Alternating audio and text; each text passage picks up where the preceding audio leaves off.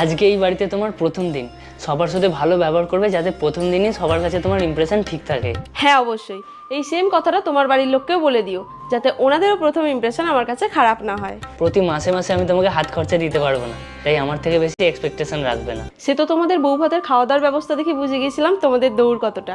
সে বিয়ের আগে তোমার মা যতই বলুক না কেন, আমার সোনার টুকরো ছেলে তোমাকে রানী করে রাখবে। মাঝের মধ্যে যদি রাত করে বাড়ি ফিরি, বন্ধুদের সাথে লেট নাইট পার্টি করি, জেগে বসে থেকে ঝগড়া করার দরকার নেই, চুপচাপ খেয়ে দিয়ে ঘুমিয়ে পড়বে। আচ্ছা, আর মাঝে মধ্যে যদি তোমার মানিব্যাগ থেকে টাকা গায়েব হয়ে যায়, বেশি তদন্ত করার দরকার নেই, হারিয়ে গেছে ভেবে ঘুমিয়ে পড়বে। কাউকে জিজ্ঞাসা না করে তার জিনিস নেওয়াটাকে চুরি বলে।